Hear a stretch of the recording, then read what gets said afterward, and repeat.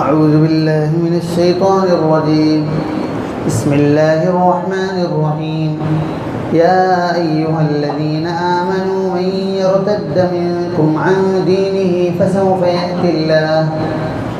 يأتي الله بقوم يحبهم ويحبونه أذلة على المؤمنين أعزة على الكافرين. حضرات، یہ سورہ مائدہ کی آیت نمبر 54 ہے. اس سے پہلے یہودیوں سے دوستی سے منع کیا گیا تھا، اور پھر یہ کہا گیا تھا کہ جن لوگوں کے دلوں کے اندر نفاق کا مرض ہے وہ ان لوگوں سے دوستی کرتے ہیں. ابھی جو آیت میں نے تلاوت کی اس میں یہ کہا گیا ہے، اے لوگوں جو ایمان لائے ہو، من یرتد منکم عن دین، تم میں سے جو بھی اپنے دین سے پھرے گا، مرتد ہو جائے گا، فسوف یأتی اللہ بقوم، تو اللہ تعالیٰ ایک ایسے قوم کو لے کر کے آئے گا، یحبہم، جو اللہ تعالیٰ سے محبت کریں گے، ویحبونہ، اور اللہ تعالیٰ بھی ان سے محبت کرے گا، وہ بھی اللہ سے محبت کریں گے. اذلۃ علی المؤمنین، وہ مومنوں کے لیے نہایت نرم ہوں گے. اعزۃ علی الکافرین، اور کافروں پر بڑے سخت ہوں گے. یجاہدون فی سبیل اللہ، اللہ کے راستے میں جہاد کریں گے. ولا یخافون لومۃ لائم، اور کسی ملامت کرنے والے کی ملامت کا خوف نہیں کریں گے، ڈریں گے نہیں کون کیا کہتا ہے اس معاملے میں. ذالک فضل اللہ یؤتیہ من یشاء، یہ اللہ تعالیٰ کا فضل ہے، اللہ تعالیٰ جسے چاہے دیتا ہے. واللہ واسع علیم، اور اللہ تعالیٰ واسع ہے، انہیں بہت زیادہ کشادگی پیدا کرنے والا ہے اور جاننے والا ہے. اس آیت کو جب ہم پڑھتے ہیں تو دو تین طرح کے سوالات ذہن میں آتے ہیں. پہلی بات تو یہ ہے کہ ارتداد کا جو واقعہ ہوا تھا اسلام کے اندر، یعنی لوگ جب دین چھوڑ کر کے بھاگے تھے، دین چھوڑنے لگے، یہ کب ہوا تھا؟ یہ سب سے پہلے ہوا تھا اللہ کے رسول صلی اللہ علیہ وسلم کی وفات کے بعد. بہت سے لوگ مرتد ہو گئے، دین سے پھرنے لگے، اور یہ بتانے لگے کہ نبی کی وفات کیسے ہوتی ہے. نبی وفات ہوتی ہے اس کا مطلب نعوذ باللہ یہ ہے کہ دین باقی رہنے والا نہیں. اس وقت حضرت ابوبکر نے جو جس محاذ پر رہ کر کے جو کام کیا، اور چھوٹی چھوٹی معاملات کے اندر جب مسلمانوں کا ایک بڑا طبقہ کٹنے لگا دین سے، حضرت ابوبکر نے کہا کہ جو ہے میرے ہوتے ہوئے دین کے اندر کسی طرح کی کمی بیشی نہیں ہوگی، میں زندہ ہوں. اور حضرت ابوبکر نے اس فتنہ ارتداد کا جم کر مقابلہ کیا. اور جو لوگ دین سے پھر رہے تھے، جنہوں نے زکوٰۃ دینے سے انکار کیا تھا، ان کے ساتھ لڑائی کی.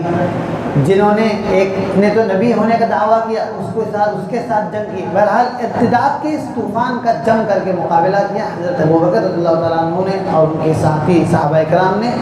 تو یہ اللہ تعالیٰ کی طرف سے جو ہے انہیں بہت بڑے اعزاز سے نوازا گیا. تو جب یہ واقعہ ہوا ہی نہیں تھا ارتداد کا، تو اللہ تعالیٰ نے یہ بات کیوں کہی کہ جو تم میں سے دین سے پھر جائے گا تو اللہ تعالیٰ تمہاری کوئی ضرورت نہیں ہے. تو یہ اسی واقعے کی طرف اشارہ ہے جو اللہ کے رسول صلی اللہ علیہ وسلم کی وفات کے بعد جو ارتداد کا واقعہ ہوا تھا، چونکہ اللہ کے علم میں تھا کہ ایسا ہوگا، اس لیے اللہ تعالیٰ نے پہلے ہی بیان کیا. اور بالکل بے نیازی اختیار کرتے ہوئے اسلوب اختیار کیا، کہا کہ جو کوئی تم میں دین سے پھر جائے گا، اللہ کو اس کی کوئی ضرورت نہیں ہے. فسوف یأتی اللہ بقوم، ایک قوم اللہ تعالیٰ ایسے لے کر کے آئے گا، یحبہم، جو اس سے محبت کریں گے. کن سے؟ اللہ تعالیٰ سے. وَيُحِبُّونَهُ، اور اللہ تعالیٰ بھی ان سے محبت کرے گا. تو یہاں پر اہل ایمان کی، جو اہل ایمان مرتد ہونے والوں کے مقابلے میں کھڑے ہوتے ہیں، ان کی 4 صفتیں بیان کی ہیں. پہلی بات کیا ہے؟ اللہ سے محبت اور اللہ کی ان سے محبت، ایک بڑی صفت ہے. دوسری صفت یہ ہے اذلۃ علی المؤمنین، یہ مومنوں کے لیے بڑے نرم ہوتے ہیں. اعزۃ علی الکافرین، اور کافروں کے لیے بڑے سخت اور تند ہو واقع ہوئے. یہ حضرات صحابہ کرام کی صفات تھی. رحماء بینہم، قرآن کریم نے دوسری جگہ پر کہا اشداء علی الکفار، کافروں کے معاملے بڑے سخت ہیں، اور اپنے مومنوں کے لیے، اپنے مسلمانوں کے درمیان کے بڑے نرم دل واقع ہوئے. پھر یہ کیا کہا؟ یجاہدون فی سبیل، چوتھی صفت اللہ کے راستے، تیسری صفت اللہ کے راستے میں جہاد کرتے ہیں، چوتھی صفت ولا یخافون لومۃ لائم، کسی ملامت کرنے والے کی ملامت کی پرواہ نہیں کرتے۔ یہ 4 صفتیں بیان کی ہیں، اور یہ کہا کہ جو ہے اب اللہ ان سے محبت کیوں کرے گا۔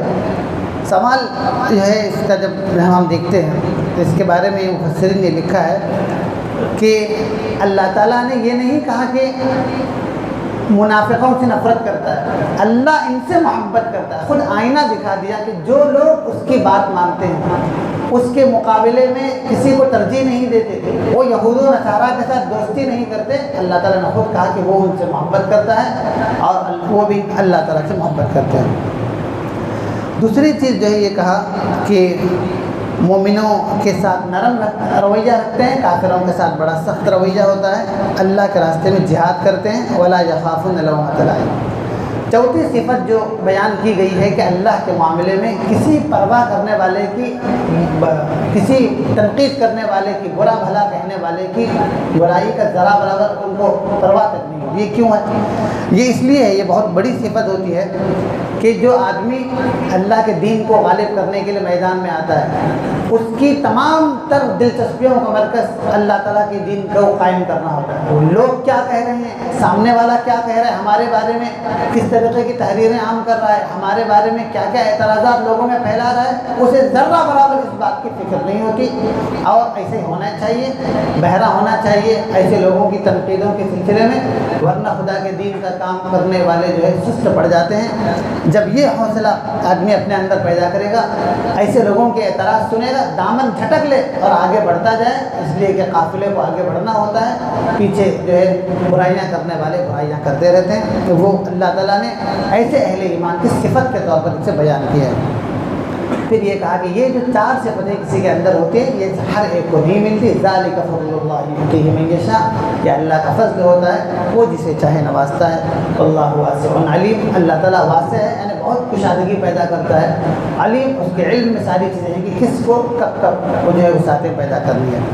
پھر پہلے یہ کہا گیا تھا کہ یہودیوں سے دوستی مت کرو، اب یہ کہا انما ولیکم اللہ ورسولہ، تمہارا دوست اے ایمان والو خود اللہ ہے اور رسول ہو، اس کے رسول ہیں، والذین آمنوا، اور اہل ایمان تمہارے دوست ہیں۔ کون اہل ایمان؟ الذین یقیمون الصلاۃ، جو نماز قائم کرتے ہیں، ویؤتون الزکاۃ، زکوٰۃ دیتے ہیں، وہم راکعون، خشوع کے ساتھ جو ہے یہ ساری چیزیں کرتے ہیں، یعنی ان کی نمازیں بھی بے ہنگم نہیں، ان کا زکوٰۃ دینا بھی کسی اور کے لیے نہیں، وہ سب یہ سارے معاملات خشوع خضوع کے ساتھ انجام دیتے ہیں۔ ومن یتول اللہ ورسولہ، جو اللہ کے اس کے رسول سے دوستی کرے گا، پھر اور اہل ایمان سے دوستی کرے گا، اسے معلوم ہونا چاہیے فإن حزب اللہ هم الغالبون، کہ اللہ کا گروہ، اللہ کی پارٹی، اللہ کی جماعت ہی غالب ہونے والی ہے، جیت انہی کی ہوگی، فتح انہی کو نصیب ہوگی۔ اس کے مقابلے میں چاہے دشمن کتنا طاقتور کیوں نہ ہو، چاہے اس کے پاس کیسا کیسا اسلحہ کیوں نہ ہو، چاہے وسائل کے اعتبار سے کتنے مالا مال کیوں نہ ہو، اہل ایمان کو اس بات پہ یقین ہونا چاہیے فإن حزب اللہ هم الغالبون، اللہ کا گروہ ہی دنیا کے اندر غالب ہوگا، اس کے مقابلے میں کسی کو غلبہ دنیا کے اندر نہیں ہو سکتا۔ آگے کیا ہے تو ہمیں ان لوگوں سے دوستی رکھنے سے منع کیا گیا جو اللہ کے دین کے ساتھ مذاق کرتے ہیں۔ یہ کون لوگ ہیں؟ اس پر اللہ نے چاہا تو کل گفتگو ہوگی۔ اللہ تعالیٰ مجھے اور آپ کو ان آیات پر غور و فکر کی توفیق نصیب کرے۔ وآخر دعوانا الحمدللہ۔